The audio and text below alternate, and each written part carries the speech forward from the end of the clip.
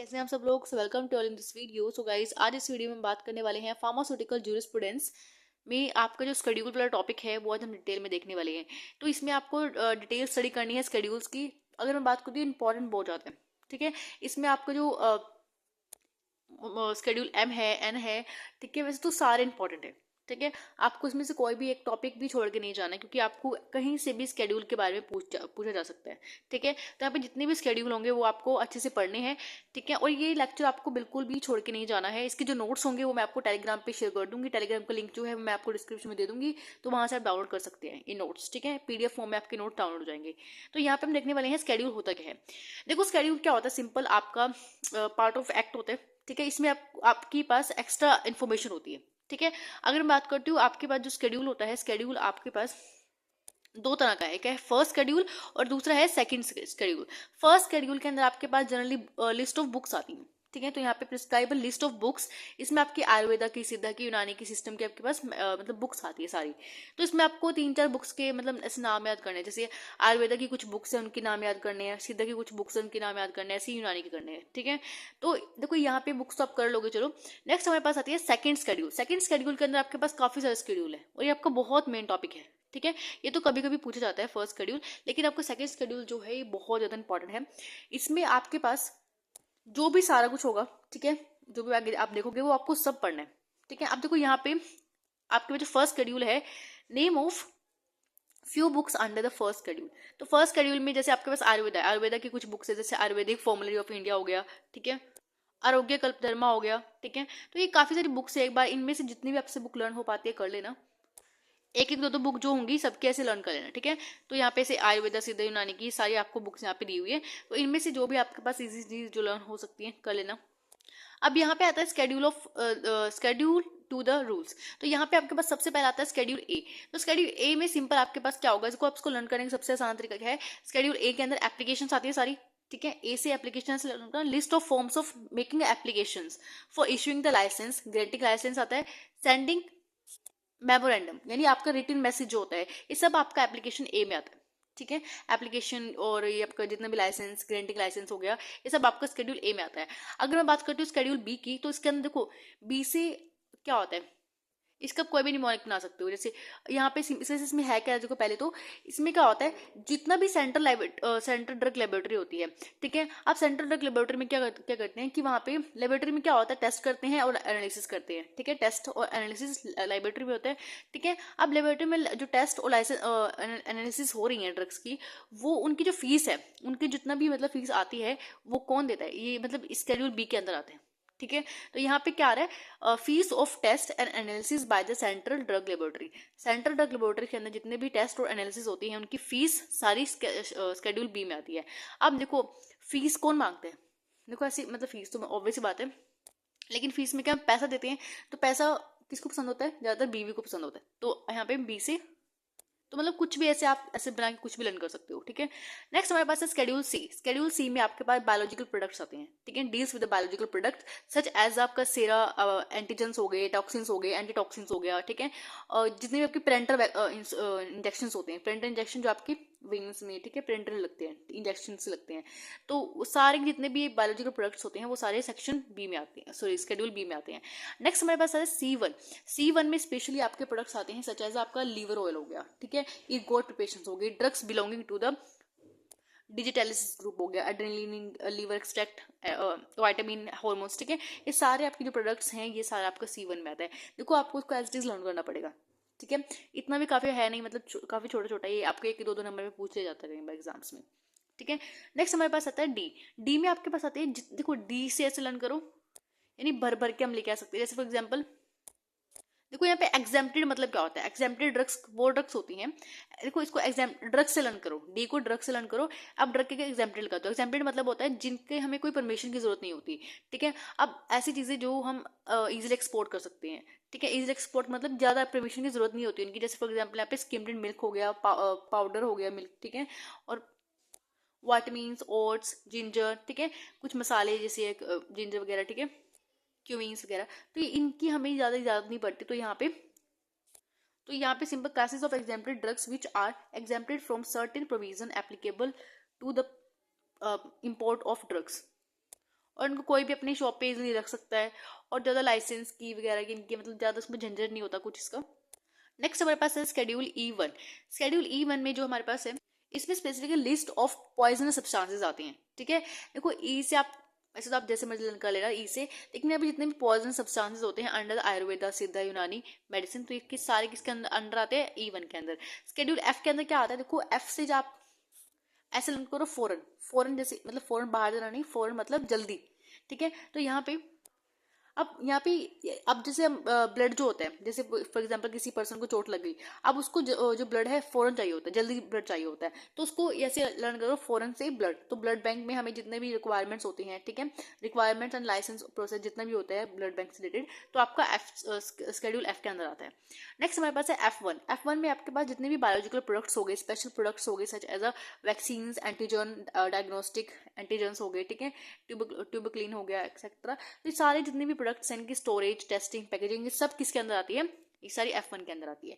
F2 के अंदर क्या होता है, standard for surgical dressings and bandage cloth, ठीक है। नेक्स्ट F3 में आपका सिंपल है एम्बेलिकल टेप्स के, ठीक है, standard for umbilical tapes.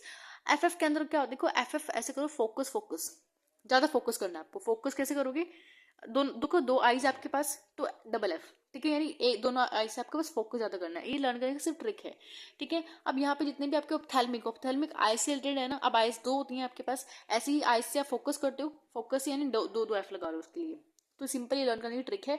Ophthalmic patient इसके अंदर आती है, ठीक है। अब देखो नेक्स्ट हमारे पास है शेड्यूल जी। शेड्यूल जी, देखो जी जो आपका एक वर्ड जो है, आप किसी बड़े इंसान के पीछे लगाते हो, जी सर, जी मैम, जी मम्मी, जी पापा, मतलब ऐसे लगाते हो ना जी। तो ऐसे मतलब जी में क्या होता है, ऐसे सब्सटेंस और ऐसी दवाइयां जो हम सिर्फ एक आरएमपी के अंडर ले सकते हैं, ठीक है। अब यहाँ पे आरएमपी के अगर आरएमपी आपको ज्यादा दे देता है, आरएमपी क्या होता है, रजिस्टर्ड मेडिसिनल प्रैक्टिशनर। तो यहाँ पे रजिस्टर्ड मेडिसिनल प्रैक्टिशनर जो है, यानी आपको ये डॉक्टर भी हो सकता है, या आपका डेंटिस्ट भी हो सकता है, ठीक है, यानी कोई बड़ा पोजीशन में अगर कोई, ठीक है, कोई सुपरविजन हो, ठीक है।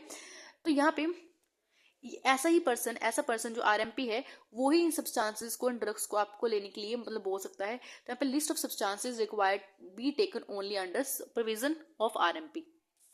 नेक्स्ट हमारे पास है medicine listed as a schedule G medicine carry on the label और कॉजेज, ठीक है। अब देखो यहाँ पे जो शेड्यूल ए जो आपके मेडिसिन होते हैं, शेड्यूल जो जी के अंदर आती हैं, इसमें आपके पीछे एक तरह से क्वेश्चन भी लिखा होता है पीछे, ठीक है। तो यहाँ पे लिखा हुआ है कि अगर आप ये मेडिसिन विदाउट एक आरएमपी या सुपरविजन के लेते हो, तो यहाँ पे आपको डैमेज भी कर सकती हैं। तो यहाँ पे सिंपल लिखा हुआ है, it is a damage to take this preparations except under medicine supervision, ठीक है। ऐसे यहाँ पे ऐसे लिखा होता है, रेड कलर का होता है ये, ठीक है, ये बॉक्स एक रेड कलर का होता है, उसके अंदर ये ब्लैक कलर में लिखा होता है, ठीक है, आपने देखा भी होगा मेडिसिन के पीछे लिखा होता है, ठीक है। अब नेक्स्ट हमारे पास है यहाँ पे कुछ, देखो अगर आप, it is a necessary to make prepare bill of sale, अगर आप एक फार्मासिस्ट हो तो आपको ये बिल जरूर बनाना है इस चीज का, कि आपने ये जो मेडिसिन है ये पेशेंट को दे दी है, तो आपको पूरा एक बिल होना चाहिए इसका, ठीक है। And record of purchase and sale of this medicine must be maintain for period of 2 साल के लिए कम से कम आपके पास ये मेंटेन इसका रिकॉर्ड रहना चाहिए, ठीक है। यहाँ पे कुछ एग्जाम्पल्स दिए हैं ड्रग्स के, जो मेनली हम आरएमपी के अंडर ही ये मेडिसिन हम दे सकते हैं पेशेंट को, ठीक है। तो यहाँ पे पेशेंट एक जो हम फार्मासिस्ट है उसको ध्यान रखना है कि ये जो मेडिसिन है विदाउट आरएमपी के ना दिए जाए, ठीक है, जब तक उसके पास, पेशेंट के पास एक प्रिस्क्रिप्शन के ऊपर अच्छे से लिखा ना हुआ ना, कि मतलब जो आपका जो भी डॉक्टर है उसका लिखा होना चाहिए, कि तभी आप इस मेडिसिन को दे सकते हो आगे पेशेंट को, ठीक है। नेक्स्ट हमारे पास है शेड्यूल एच। शेड्यूल एच के अंदर आपके पास ड्रग एंड कॉस्मेटिक होता है, ठीक है, ये आपका सेकंड अमेंडमेंट में आया था, ठीक है। इसमें आपके पास रूल्स 2006 के मतलब इसमें आता है, ठीक है। Next prescription drugs which are required to be sold by the retail only when the prescription by RMP, इसमें भी ऑलमोस्ट सेम ही है। Drug come under schedule H should be labelled with the, देखिए यहाँ पे एक आरएक्स का एक सिंबल होता है, साइड में आप देखोगे ना कॉर्नर में एक सिंबल होता है आरएक्स का, वो जरूरी होता है क्योंकि इसमें आपको एक पूरी पहचान होती है कि आरएमपी के अंडर ही दी जाएगी, ठीक है। नेक्स्ट है consciously displays on the left top corner of the label, यानी टॉप कॉर्नर ऑफ लेबल के आप कभी देखना आरएक्स लिखा होता है वहां पे, ठीक है। नेक्स्ट है drug specified in schedule H comes with in a narcotic, देखो जो आपके पास शेड्यूल एच के अंदर जो ड्रग्स आती हैं, इसके बाद कई बार क्वेश्चन में पूछ जाता है 1/1 मार्क्स में एमसीक्यू में आ जाता है कि शेड्यूल एच के अंदर कौन से ज्यादा ड्रग्स आती हैं। इसके अंदर आपके पास नार्कोटिक ड्रग्स एंड आपकी जो साइकोट्रोपिक ड्रग्स होती हैं, ठीक है, साइकोट्रोपिक सब्सटेंसेस होते हैं, वो इसके अंदर सारी ड्रग्स आती हैं। ठीक है, तो सिंपल इसके ऊपर ये कुछ यहाँ पे लिखा हुआ है, कुछ मेडिसिन के नाम है जो आपको अगर आपको लर्न हो जाते हैं कर लेना। ठीक है, एटेनोल आप लर्न कर सकते हो। ठीक है, तो यहाँ पे काफी सारे ड्रग्स हैं जो आप इजिली लर्न कर सकते हो, तो एग्जाम में छाप भी आ रहा 2-3। नेक्स्ट है for maintenance use and miss use of the antibiotics. तो यहाँ पे शेड्यूल एच के अंदर भी यही आता है। शेड्यूल एच के अंदर ये आता है of the drugs and cosmetics act contains a list of, यहाँ पे 563 ड्रग्स जो हैं इस शेड्यूल के अंदर आती है। ठीक है, which are required to be dispensed on the prescription of the RMP. देखो अगर आरएमपी ने लिखा हुआ है ना प्रिस्क्रिप्शन के ऊपर कि ये मेडिसिन देनी है, तभी ये फार्मासिस्ट एक पेशेंट को ये मेडिसिन दे सकता है, अदरवाइज वो मेडिसिन नहीं दे सकता। नेक्स्ट है in other to have a separate regulation of check unauthorized seal of antibiotics. A separate schedule H1 was introduced under the drugs and cosmetic.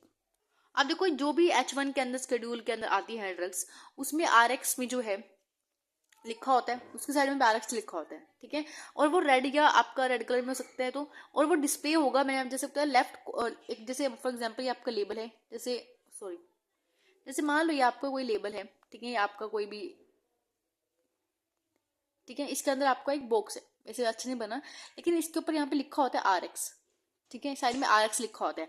अब ये RX क्या सिंबल कर रहा है कि यहाँ पे आपको वार्निंग दी गई है, या आपको एज अ वार्निंग लगा लो, या एज अ लेबल सिंपल ये बोला गया है यहाँ पे कि ये जो ड्रग है ये बिना RMP की नहीं ले सकते आप। ठीक है, वैसे जब आप इसका प्रिस्क्रिप्शन जब आप पढ़ते हो अच्छे से, तब आप देख रहे हैं यहाँ पे RX का बहुत सारे मतलब होते हैं। ठीक है, लेकिन यहाँ पे एक मतलब ये भी दिया हुआ है इसका। ठीक है, नेक्स्ट है warning the damage to the dangerous to take this preparation except the accordance with the medicine advisor not to be sold by retail without the prescription of RMP। ठीक है, तो ये पीछे लिखा होता है, वार्निंग वहां पे लिखी होती है कि आप विदाउट RMP की इसको ना लें। नेक्स्ट है आपके पास शेड्यूल जे। शेड्यूल जे के अंदर कौन कौन सी ड्रग्स आती है? देखो जे आपकी ऐसी ड्रग्स कंटेन करता है, इसमें जो टोटल 51 या 53 के आसपास आई थिंक है इसमें ड्रग्स, मेरे को पूरा अच्छे से एग्जैक्ट ध्यान नहीं है, लेकिन 51 या 53 के आसपास ये ड्रग्स होती हैं जो शेड्यूल जे के अंदर आती है। इसमें हमारे पास कुछ ऐसे ड्रग्स होते हैं जिनका इलाज करना नामुमकिन है। ठीक है, उनको हम पूरी तरह से खत्म नहीं कर सकते हैं बीमारियों को, जैसे आपका एंजाइना पेक्टोरस हो गया, एड्स हो गया, ठीक है, अपेंडाइटिस हो गया, ठीक है, आर्थरोस्क्लेरोसिस हो गया, ब्लाइंडनेस हो गया, और ब्लाइंडनेस हो गया। ठीक है, ब्लाइंडनेस गंजापन जैसे इसको हम बोल देते हैं ना, तो इनका मतलब पूरी तरह से इलाज इम्पॉसिबल है। ठीक है, इनको हम मेडिसिन देके कम कर सकते हैं, इनके सिम्टम्स को कम कर सकते हैं, लेकिन हम इसको पूरी तरह से क्लीन नहीं कर सकते, मतलब एक तरह से पूरी तरह खत्म नहीं कर सकते। ठीक है, तो सारी बीमारियां जो जिनको हम खत्म नहीं कर सकते, या बोल सकते हो कम कर सकते हैं उनके इफेक्ट को, लेकिन खत्म नहीं कर सकते उनको, तो ये सारी बीमारी किसमें आती है? शेड्यूल जे के अंदर। The list of diseases and ailment which are drugs may not claim to prevent or cure. मतलब ऐसी दवाइयाँ या ऐसी मतलब बीमारियां जो होती हैं, ठीक है, बीमारियां बोले कैसे हम, ठीक है, बीमारी जो होती हैं जो मतलब कोई भी इसमें या बोल सकते हो कोई भी जो एक्सपर्ट है वो नहीं कह सकता कि यहाँ पे इन बीमारियों को हम इन दवाइयों से ठीक कर सकते हैं। ठीक है, तो ये सारी इसमें आती हैं। इसमें कुछ मैंने आपको दिखा दिया कि इसमें कुछ एग्जाम्पल्स भी हैं, जैसे कैंसर वगैरह हो गया, ठीक है, ट्यूमर हो गया, तो कैटरेक्ट हो गया, तो ये आपके सब यहाँ पे लिखी हुई हैं, कुछ लर्न कर लेना। ठीक है, एक दो तो आप लिख सकते हो एग्जाम्पल में। नेक्स्ट हमारे पास है शेड्यूल एम। शेड्यूल एम बड़ा इंपॉर्टेंट है, एग्जाम्स में 10 मार्क्स में कई बार पूछा गया है, 10 मार्क्स में, 5 मार्क्स में, लेकिन आता जरूर है। देखो मैं आपको मैंने आपको पहले ही बोला था कि इस टॉपिक को बिल्कुल छोड़ के मत जाना। ठीक है, क्योंकि आपके पास इसमें से क्वेश्चन 100% आएगा ही आएगा। देखो यहाँ पे हमारे पास शेड्यूल एम के अंदर आप इसको ऐसे लर्न करो, GMPC यानी मैन्युफैक्चरिंग, शेड्यूल एम के अंदर मैन्युफैक्चरिंग, GMP यानी गुड मैन्युफैक्चरिंग प्रैक्टिसेस इसके अंदर आता है। आप देखो इसमें deals with the good manufacturing practices and requirement of premises plant and equipments. अब मुझे एक चीज बताऊं, अब हमें मैन्युफैक्चरिंग से ऐसा लर्न कर लेना। देखो मैन्युफैक्चरिंग से एम याद हो गया, ठीक है। अब मैन्युफैक्चरिंग के अंदर जो भी जैसे जहाँ पे मैन्युफैक्चरिंग की प्लांट होता है, जो हमारा प्लांट जिस जगह पे हम अपनी मैन्युफैक्चरिंग की इंडस्ट्री बनाने वाले हैं, ठीक है, मतलब इंडस्ट्री जहाँ पे हम बनाने वाले हैं मेडिसिन बनाने के लिए, तो उस जगह वो जगह कैसे होनी चाहिए, उसकी लोकेशन कहाँ होनी चाहिए, और उसमें इंडस्ट्रीज के अंदर हमें क्या क्या चीज़ें रिक्वायरमेंट होती है, ठीक है, आपका जो हाइजीनिक क्राइटेरिया कैसा होना चाहिए, ठीक है, तो सब कुछ आपका इसके अंदर आता है। ठीक है, अभी हम इसको पूरे डिटेल में पढ़ने वाले हैं। तो पहले पार्ट में हम देखते हैं deals with the GMP and factory premises, और दूसरे पार्ट में हम बात करते हैं deals with the plant and equipments. Plant वो वाला होता है जो जहाँ जगह को हम बोलते हैं, पेड़ पौधों को हम प्लांट नहीं बोल रहे। ठीक है, schedule M guides a good manufacturing practices regarding company premises and quality control systems. देखो यहाँ पे जो आपका गुड मैन्युफैक्चरिंग प्रैक्टिसेस है, इसमें आपके पास क्या चाहिए होता है कंपनी, एक तो प्रीमिसेस चाहिए। प्रीमिसेस क्या होता है, जिस जगह पे आप अपनी इंडस्ट्री या मतलब प्लांट बनाने वाले हो, ठीक है, इंडस्ट्री एरिया जहाँ पे जिस जगह पे हम बनाने वाले हो उसको हम प्रीमिसेस बोलते हैं। ठीक है, क्वालिटी कंट्रोल सिस्टम होना चाहिए, यानी आपका पूरा ड्रग की आप क्वालिटी कंट्रोल भी चेक करोगे ना, तो उसका सिस्टम पूरा अलग होना चाहिए। ठीक है, नेक्स्ट है क्वालिटी चेक लेबोरेटरी आपके पास होनी चाहिए। आप जो आपकी क्वालिटी चेक आपकी लेबोरेटरीज होंगी वो अच्छे से मतलब मेंटेन होनी चाहिए। ठीक है, उसमें कोई भी एक तरह से कंटेमिनेशन के चांसेस नहीं होने चाहिए। हर एक टेस्ट के लिए मतलब टेबल अलग अलग होना चाहिए। ठीक है, आप बोल सकते हो स्पेस होना चाहिए बीच में। ठीक है, and clean of equipments, house keeping, cross contamination आपका मतलब इससे बिल्कुल नहीं होना चाहिए, एंड अदर रिलेटेड टॉपिक्स आपके पास यहाँ पे हैं जो आपको पढ़ने हैं। नेक्स्ट है ऑब्जेक्टिव क्या है इसका। ठीक है, अब देखो, अब मैन्युफैक्चरिंग ऑब्वियस बात है, मैन्युफैक्चरिंग कर रहे हो, अब मैन्युफैक्चरिंग के कुछ ना कुछ ऑब्जेक्टिव्स क्या रहेंगे यहाँ पे। To help the manufacturer better recognise, ठीक है, investigate and take approve appropriate plan action of the manufacturing of drugs and cosmetics. Next है to protect consumer and marketplace from the expose to any potentially harmful ingredients और practices. ठीक है, अब जैसे for example हम कई बार manufacturing इतनी जल्दबाजी में कर देते हैं या कंटेमिनेशन में ज़्यादा हो गई है, तो उन कंटेमिनेशन को बचाने के लिए आपका प्रीमिसेस कैसा होना चाहिए। ठीक है, आपका मैन्युफैक्चरिंग इंडस्ट्री कैसे होनी चाहिए, उसमें क्या क्या चीज़ें इक्विपमेंट्स रिक्वायरमेंट्स, ठीक है, आपकी washing criteria, hygiene, warehouse कहाँ होना चाहिए, सब आपको इसमें दिया हुआ है। ठीक है, तो यहाँ पे इन चीज़ों को बनाए रखने के लिए यहाँ पे ये स्केड्यूल आया है। नेक्स्ट है to adopt strict and risk-based practices procedure for their manufacturing facilities with the good manufacturing practices and facilities regarding registration. अब यहाँ पे सिंपल क्या बोला है, देखो अगर हम अच्छे से मैन्युफैक्चरिंग को अगर हम अच्छे से करेंगे, ठीक है, हम इसमें कोई भी रिस्क नहीं लेंगे अगर, तो ऑब्वियस सी बात है हमारी जो मैन्युफैक्चरिंग है, जो भी हम प्रोडक्ट बना रहे हैं, मेडिसिन बना रहे हैं, वो अच्छे से हो पाएगी। ठीक है, ताकि हम अपने कंज्यूमर तक अच्छा एक प्रोडक्ट पहुंचा सके, मार्केट में एक अच्छा प्रोडक्ट पहुंचा सके। ठीक है, तो यही इसका ऑब्जेक्टिव रहेगा। अब देखो एक इंडस्ट्रीज के अंदर, एक ड्रग इंडस्ट्री के अंदर, या बोल सकते हो जो आपका मैन्युफैक्चरिंग इंडस्ट्री है, उसमें आपके पास जनरल रिक्वायरमेंट क्या होनी चाहिए। ऑब्वियस बात है, पहले आपके पास प्रेमिसेस होना चाहिए। ठीक है, प्रेमिसेस कहाँ होना चाहिए, ठीक है, तो वो हम बताया, तो ऑब्वियस पहले हम लिख लेती हूँ, एक प्रेमिसेस आपके पास होना चाहिए। अब प्रेमिसेस कहाँ लोकेटेड होना चाहिए, प्रेमिसेस की लोकेशन और सराउंडिंग। ठीक है, जिस जो जगह आपने ली है उसकी सराउंडिंग कैसी है, यानी किसी तरह से कंटेमिनेटेड तो नहीं है, किसी तरह से बैक्टीरियल कोई, जैसे बाहर इंडस्ट्री के बाहर सीवरेजेस होते हैं ना, तो वहाँ पे बहुत ज़्यादा कंटेमिनेशन होने के चांसेस होते हैं। ठीक है, तो यहाँ पे सिंपल लिखा हुआ है, लोकेशन सराउंडिंग में क्या है, फ्री फ्रॉम ओपन सीवरेज, जो नाली वगैरह होते हैं तो वो ओपन नहीं होने चाहिए। ठीक है, public laboratory, dust, smoke, excessive suit, और यहाँ पे एबनॉक्सिस ऑर्डर नहीं होना चाहिए, किसी तरह से केमिकल बायोलॉजिकल इमिशन नहीं होना चाहिए। ठीक है, तो इससे क्या होता है, अगर आप ये सब चीज़ें अगर इन्वायरमेंट में है, सराउंडिंग में है, तो ऑब्वियस सी बात है आपका जो प्रोडक्ट है वो कंटामिनेटेड ही होगा। नेक्स्ट है बिल्डिंग्स एंड प्रेमिसेस। आपकी जो बिल्डिंग है वो प्रेमिसेस है, यानी प्रेमिसेस मैंने आपको बताया क्या होती है, जगह। ठीक है, बिल्डिंग जो भी आप यहाँ पे बना रहे हो, तो वो आपकी कैसे होनी चाहिए, design suitable for manufacturing operation and maintain hygiene. ठीक है, यानी आपकी जो इंडस्ट्री है वो एक ऐसा नहीं है कि आप जैसे आप अपना सिंपल घर बनाते हैं वैसे ही आप बनाओगे इंडस्ट्री को। ठीक है, ऐसा नहीं होता। जैसे आप कई बार हॉस्पिटल भी जाओगे, तो हॉस्पिटल में ना आप एक चीज़ नोटिस कभी करना, जैसे दीवार होती है ना, जैसे फॉर एग्जाम्पल एक घर है, कमरा है, फॉर एग्जाम्पल कोई रूम है। ठीक है, इस रूम के अराउंड में हमारे पास, यहाँ पे देखो, इस रूम के अराउंड में यहाँ पे एक कॉर्नर होते हैं, ये जो कॉर्नर्स होते हैं ना, ये कॉर्नर हमारे कभी देखना बिल्कुल एक तरह से पूरे ऐसे होते हैं, मतलब आप देखोगे पूरे इस तरह से होते हैं, ऐसे खड़े होते हैं।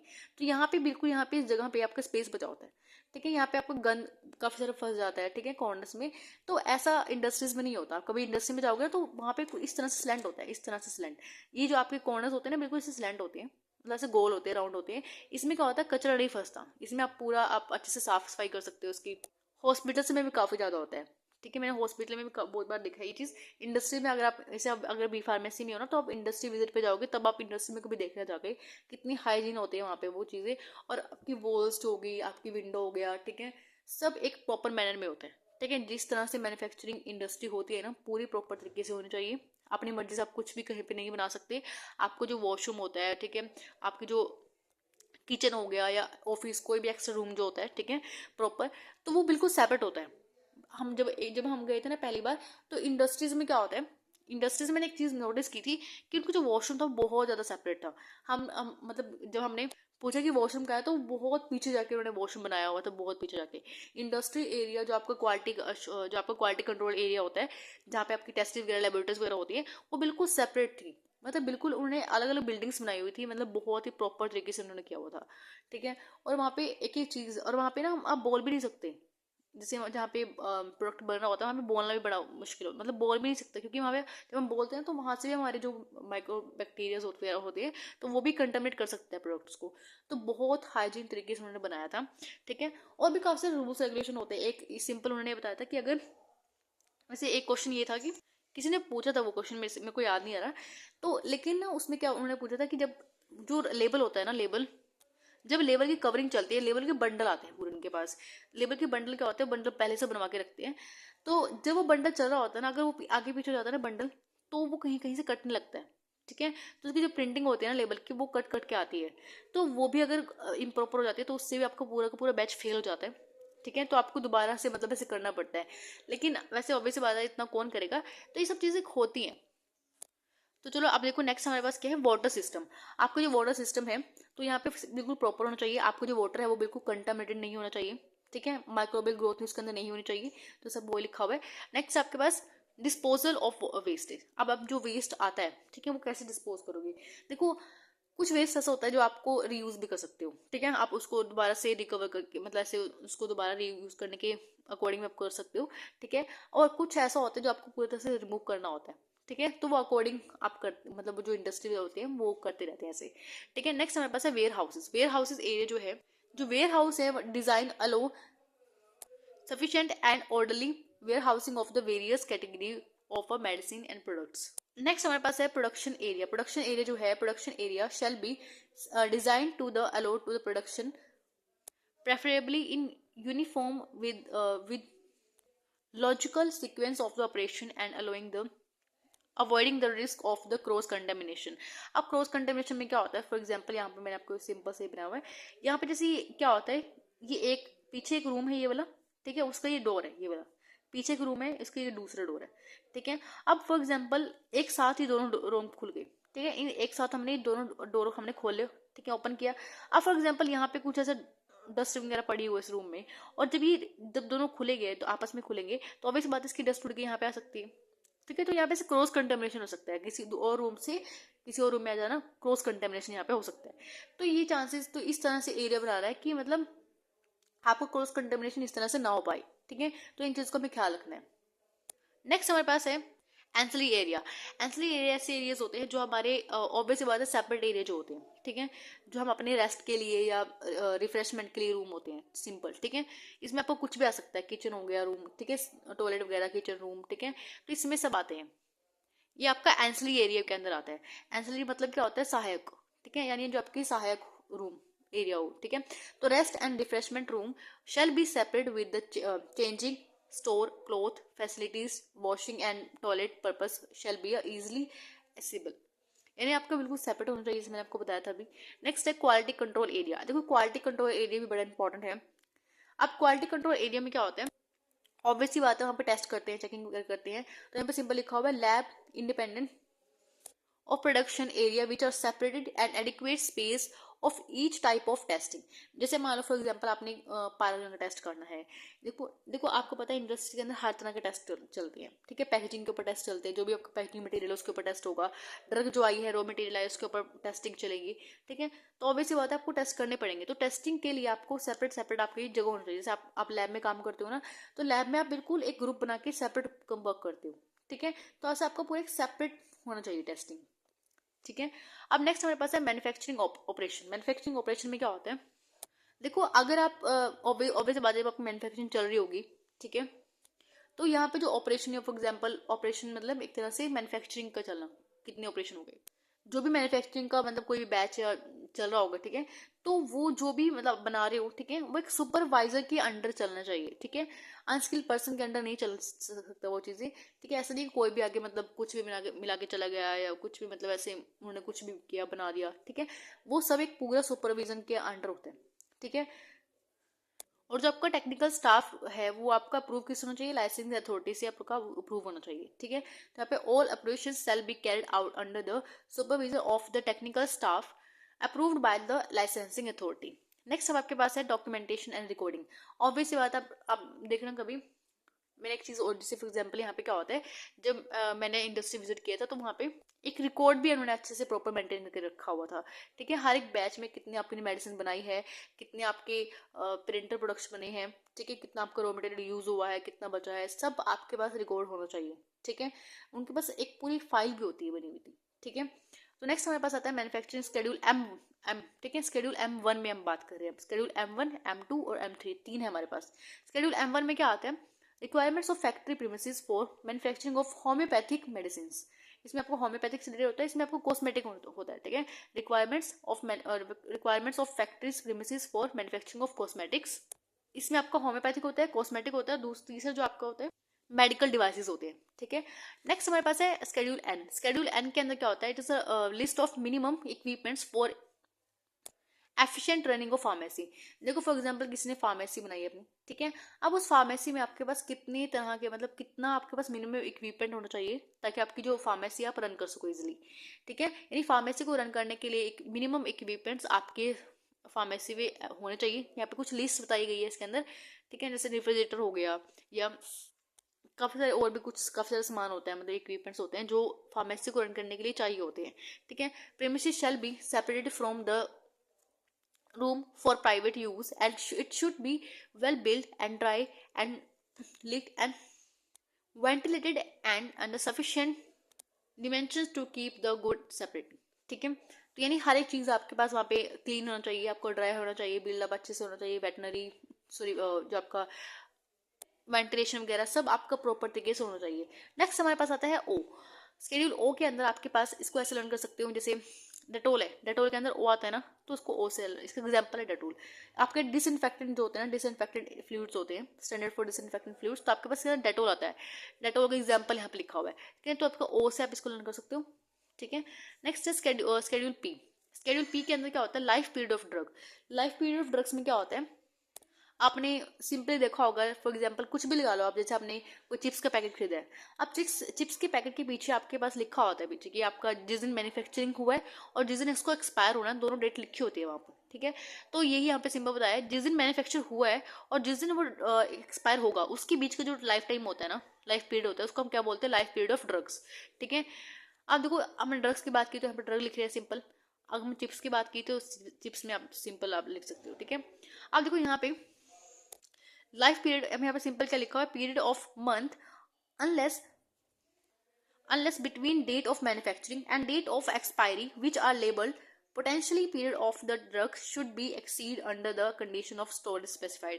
देखो आपका जो, अब मान लो आपने लिख तो दिया मैन्युफैक्चरिंग और जिस दिन मैन्युफैक्चरिंग डेट आपने लिख दी है और आपने वो भी लिख दिया जिस दिन एक्सपायरी डेट होगी, दोनों चीज़ आपने लिखी हुई है, ठीक है। अब मान लो यहाँ पे सिंपल क्या बोला है कि अगर आपने डेट लिखी हुई है, फॉर एग्जाम्पल उसमें 3 साल चल रहा है, ठीक है, आपने 3 साल वहाँ पे लिखा हुआ है मैन्युफैक्चरिंग की मतलब डेट और एक्सपायरी डेट लिखा हुआ है, लेकिन अगर आप उसको सिंपल आप स्टोरेज कंडीशन में रखते भी हो या अच्छा उसको अच्छे से पैक करके रखते हो, ठीक है, जो भी उसका एनवायरनमेंट कंडीशन होनी चाहिए सब उसको अच्छे से मेंटेन कर रहे हो, लेकिन उसके बावजूद भी अगर वो खराब हो जाती है तो आपके ऊपर वहाँ पे केस चल सकता है, ठीक है। तो आपको प्रॉपर तरीके से करना है जो भी करना है। नेक्स्ट है शेड्यूल इंक्लूड, आपके पास जितनी भी एंटीबॉडीज हो गया, विटामिन, इंसुलिन प्रिपरेशन, सब इसके अंदर आता है। शेड्यूल P1 के अंदर क्या आता है, इसमें होता है, इसमें देखो उसमें था आपके पास period of sorry life period of drugs, इसमें आपका आता है pack size of the certain drugs. देखो पैक साइज में फॉर एग्जांपल लिखो, यहाँ पे लिखा हुआ है, फॉर एग्जांपल आपके पास एटेनोल है, अब एटेनोल आपकी क्या है, टैबलेट फॉर्म में आती है, ठीक है। अब टैबलेट फॉर्म में आए तो उसके अंदर आपके पास 14 कैप्सूल ही इसके अंदर, सॉरी 14 जो आपकी टैबलेट्स होती हैं वो इसके अंदर होनी चाहिए, ठीक है। अब यहाँ पे जैसे फॉर एग्जांपल पिप्राजीन हो गया, पिप्राजीन एक ग्रेन्यूल फॉर्म में आती है, तो 5 ग्राम होना चाहिए, ठीक है। तो कुछ इसका पैक साइज होते हैं जो इसके अंदर आता है शेड्यूल P1 के अंदर, तो इससे ऊपर नहीं जाना चाहिए, ठीक है। It is given the name of drugs along with the dosage form and pack size. आपने लिखा देखा भी होगा कि 500 ग्राम है, या इसके अंदर कोई भी आप चीज लगा लो कि इसके अंदर कितना आपको प्रोवाइड किया हुआ है, ठीक है। या आप चिप्स के पैकेट पे आप देखोगे ना, तो उसके ऊपर भी लिखा होता है कि इसके अंदर कितना चिप्स प्रेजेंट है, ठीक है, इसको पूरा लिखा होता है, ठीक है। नेक्स्ट हमारे पास है शेड्यूल क्यू। शेड्यूल क्यू के अंदर क्या होता है, list of coal tar colour permitted to be a use drug and cosmetics. देखो सिंपल, आपको पता है टैबलेट्स, कलरफुल टैबलेट्स आती हैं, ऑरेंज पिंक, ठीक है, मतलब काफी तरह की टैबलेट्स आती हैं, कलरफुल टैबलेट्स आती हैं, ठीक है। अब टैबलेट्स का जो कलर है, ठीक है, और टैबलेट्स की जो, या आप कॉस्मेटिक का आप देखते हो, ठीक है, डाइज वगैरह इस्तेमाल होती हैं, तो वो डाइज कैसी होती हैं, ठीक है। No drug should contain colour other than the specified below. जो नीचे कलर लिखे हुए हैं उसके अलावा अगर कोई कलर यूज हो रहे हैं तो ऑब्वियस बात है वो थोड़े मतलब हटके होंगे, ठीक है। हटके मतलब ऐसे इस्तेमाल नहीं होते, लेकिन यहाँ पे जितने भी कलर लिखे हुए हैं ना वो जनरली इस्तेमाल होते हैं। जैसे यहाँ पे नेचुरल कलर है, ठीक है, आर्टिफिशियल कलर है, और यहाँ पे जो आपका तालकोल कलर हो गया, ठीक है, ये आपका इस्तेमाल होते ही होते हैं, ठीक है। आप कभी देखना कैरोटीन हो गया, और क्लोरोफिल हो गया, red oxide of the iron हो गया, येलो ऑक्साइड ऑफ आयरन हो गया, तो ये कुछ आपके पास कलर्स हैं जो आपका इस्तेमाल होते हैं आपके ड्रग्स एंड कॉस्मेटिक प्रिपरेशंस के अंदर। नेक्स्ट आपके पास है शेड्यूल आर। शेड्यूल आर के अंदर क्या होता है, are standard for the condom and देखो आपका जितना भी कॉन्ट्रासेप्टिव होते हैं ना उसमें इस्तेमाल होते हैं, ठीक है। तो कॉन्ट्रासेप्टिव में आपका कंडोम हो गया, ठीक है। और देखो जो आपका कंडोम होता है रबर लेटेक्स का होता है, वो intended for the single use. Condom आपका सिंगल यूज के लिए होता है, ठीक है। एंड अदर मेडिकल कॉन्ट्रासेप्टिव यहाँ पे कॉपर टी हो गया, ठीक है। तो इनका जो भी मतलब होता है स्टैंडर्ड होता है आर, ठीक है, ये सब इसके अंदर आते हैं। नेक्स्ट हमारे पास है R1। R1 के अंदर आपके पास मेडिकल डिवाइसेस आती हैं, standard for medical devices and the standard for the medical devices shall be laid down from the time to time by the bureau of India standard, ठीक है। नेक्स्ट हमारे पास आता है शेड्यूल एस। शेड्यूल एस के अंदर आपके पास cosmetic इन finished form आती है, ठीक है। Standard for cosmetic in finished form shall be conform to Indian standard specified laid down the from time to time by the time to time 3 Bureau of India Standard BIC, ठीक है। Next हमारे पास है schedule T. Schedule T के अंदर आपके पास आते हैं GMP, required GMP of the factory manufacture premises. देखो इसमें जो आपकी आरएमपी आ रही है ना, कि आरएम सॉरी जीएमपी जो आ रही है, गुड मैन्युफैक्चरिंग प्रैक्टिसेस, ये आपकी आयुर्वेदा सिद्ध यूनानी के लिए होती है, ठीक है। हम लिखा हुआ है आयुर्वेदा सिद्ध यूनानी के लिए आपकी factory premises, requirement of factory premises जो आ रही है, ठीक है, इन तीनों के लिए आ रही है। नेक्स्ट हमारे पास है शेड्यूल यू। यू के अंदर आपका आता है रॉ मटेरियल और analytical record of the drugs. देखो मैन्युफैक्चरिंग, रॉ मटेरियल और analytical records of the drugs, ये सब किसके अंदर आता है, यू के अंदर, ठीक है। Lot of new raw materials used for the manufacturing products and also each batch of the final product and maintain the record. देखो आप जैसे फॉर एग्जांपल आपने ऑब्वियस ही बात है, कोई भी मैन्युफैक्चरिंग कर रहे हो आप रॉ मटेरियल से बनाओगे उसको, ठीक है। आपको बाहर से रॉ मटेरियल परचेज करना पड़ेगा, तभी आप अपना जो मैन्युफैक्चरिंग प्रोडक्ट है, फाइनल प्रोडक्ट है, तब बना पाओगे, ठीक है। तो जितना आपने रॉ मटेरियल यूज किया है उसका पूरा रिकॉर्ड मेंटेन करना, ठीक है। देखो यहाँ पे आपका मैन्युफैक्चरिंग के दौरान रॉ मटेरियल और एनालिटिकल रिकॉर्ड आपको सब कुछ रिकॉर्ड करके रखना है, ठीक है। तो यहाँ पे सिंपल रिकॉर्ड के ऊपर बात आई, ठीक है। तो नेक्स्ट है record of register shall be retain for the period of 5 year. देखो जो आपका मैन्युफैक्चरिंग का ये रिकॉर्ड है ना, ये आपका 5 साल तक आपके पास रहना चाहिए, ठीक है। जिस दिन से आपने मैन्युफैक्चरिंग की है उस दिन से आपके पास 5 साल तक रहना चाहिए, ठीक है। नेक्स्ट आपके पास आता है UG1, sorry UG1 schedule G1। Schedule G1 में आपका ऑब्वियस बात है, इसमें अंदर आपके पास कॉस्मेटिक का आता है रिकॉर्ड। पहले आपने ड्रग्स का रिकॉर्ड किया था, उसमें आपका सारा कॉस्मेटिक का रिकॉर्ड आता है, ठीक है। तो कॉस्मेटिक का रिकॉर्ड आपको सारा मेंटेन करना है, ठीक है। और देखो यहाँ पर ये रिकॉर्ड आपको 3 साल के लिए करना है, वो आप वहाँ पे आपको 5 साल के लिए करना है ड्रग्स के अंदर, लेकिन कॉस्मेटिक में आपको 3 साल के लिए करना है, ठीक है। अब नेक्स्ट हमारे पास आता है शेड्यूल बी। शेड्यूल बी के अंदर आपके पास पेटेंट और आपके पास प्रोट्री मेडिसिन आती है। यानी प्रोट्री मतलब क्या होता है, एक तरह से जिसकी वो संपत्ति होती है, ठीक है। जिसको जिसको पेटेंट मिला होता है ना, सिर्फ वही मेडिसिन बना सकता है, क्योंकि पेटेंट जिसको मिलता है ऑब्वियस बात है उसने वो चीज़ बनाई है खुद अपने पास, अपने अकॉर्डिंग उसने डिस्कवर की है, आप ऐसे ऐसे बोल सकते हो, उसने खुद रिसर्च की है उसके ऊपर, खुद डिस्कवर किया है, तो ऑब्वियस बात है पहले पेटेंट उसको ही मिलेगा, ठीक है। अब इसका मतलब क्या होता है, जिसने वो चीज़ खुद मैन्युफैक्चरिंग की है तो वही उस चीज़ को बना सकते हैं, कोई और दूसरा नहीं बना सकता। तो उसके अंदर जितना भी स्टैंडर्ड है ये सब वी के अंदर आता है। स्केड्यूल डब्ल्यू के अंदर क्या आता है, list of drugs marketing under the generic name, ठीक है, and label contain the name and quantity of the active ingredient, vitamins are present and following words are. मतलब इसमें क्या होता है, अगर आप कोई भी ऐसी चीज़ बना रहे हो, देखो जेनेरिक मेडिसिन, जेनेरिक जो नेम है वो आप जेनेरिक तो लिखोगी, क्योंकि उसमें जेनेरिक नेम में क्या होता है, देखो जेनेरिक और ब्रांडेड में मेन फर्क क्या होता है। जेनेरिक आप जब भी मेडिसिन देखोगे ज़्यादा सस्ती होती है जेनेरिक, ठीक है, और ब्रांडेड क्या होता है, थोड़ी महंगी होती है, ठीक है, क्योंकि उनको पूरा पैसा वसूलना होता है अपना, क्योंकि उन्होंने ऑब्वियस सी बात है, उन्होंने इतनी अच्छी वो बनाई है तो ऑब्वियस सी बात है वसूलेंगे। लेकिन एक फ़र्क ये भी होता है कि वो बहुत सस्ती होती है जेनेरिक मेडिसिन। अब जेनेरिक मेडिसिन जो होती है वो अपने पूरे एक नेम से आती है, जो भी इंग्रेडिएंट उसके अंदर प्रेजेंट है वो अपने नेम से आएगी, ठीक है। तो यही यहाँ पे बोला गया है, तो उनको पूरे एक वर्ड लिखना है उसको, ठीक है। जैसे आपका थेरेपेटिकल यूज हो गया, फोर्थ प्रोपैलेटिक यूज हो गया, और आपके पीडियाट्रिक यूज के लिए, तो सब आपको यहाँ पे लिखना पड़ेगा, ठीक है। नेक्स्ट आपके पास है स्केड्यूल एक्स। स्केड्यूल एक्स के अंदर आपके पास जितनी भी ड्रग्स आती हैं, list of narcotic drugs and psychotropic substances, ठीक है, जो आपका सीएनएस के ऊपर एक्ट करती हैं, तो वो सब आपके अंदर आती है, एक्स के अंदर आती हैं। नेक्स्ट है सिंबल। देखो जितने भी नार्कोटिक ड्रग्स और साइकोट्रोपिक सब्सटेंसेस होते हैं वो आपको एक्स आर एक्स यहाँ पे लेबल लिखे होते हैं, साइड में कॉर्नर में लिखा होता है, लेबल के ऊपर एक्स आर एक्स लिखा होता है वहाँ पर, और रेड और left hand top of corner वो लिखा होता है लेबल विद द वार्निंग। यहाँ पे एक वार्निंग भी लिखी होती है, to be a sold on the prescription of RMPs only, ठीक है, यानी आपको आरएमपी के, अगर आरएमपी आपको अलाउ नहीं कर रहा तो आपको नहीं खरीदनी है वो, ठीक है। अगर आरएमपी ने अलाउ कर दिया है तो अभी तो ही आप उसको खरीद सकते हो। नेक्स्ट है drugs under the schedule may be imported under the licence and permit. ये जो ड्रग्स है ऑब्वियस सी बात है, नार्कोटिक और साइकोटिक सब्सटेंसेस जो होती हैं, ठीक है, लोग इसका गलती इस्तेमाल भी कर सकते हैं, ठीक है, तो ये आपको लाइसेंस से ही खरीदनी पड़ेंगी, लाइसेंस से इसको इम्पोर्ट करना पड़ेगा, ठीक है। तो यहाँ पे आपको एक परमिशन चाहिए होती है। नेक्स्ट हमारे पास आखिरी जो है स्केड्यूल वाई। स्केड्यूल वाई में आपके पास requirement and guideline of the clinical trial for import and manufacturing of new drugs. देखो अगर आप इम्पोर्ट और मैन्युफैक्चरिंग करो नए ड्रग्स की, तो आपके पास रिक्वायरमेंट गाइडेंस सब आपको पास होने होती हैं, वो सब आपको वहाँ पे माननी होती है, इनके अकॉर्डिंग चलना होता है, including application of the permission clinical trial study in specific population post marketing surveillance. तो ये आपका स्केड्यूल वाला टॉपिक ऑलरेडी कंप्लीट हो चुका है। ये जो टॉपिक है ये आपका यूनिट फर्स्ट में और यूनिट सेकंड में दोनों में दिया हुआ था, तो मैंने इसको एक ही लेक्चर में इसको कवर करा दिया है, ठीक है।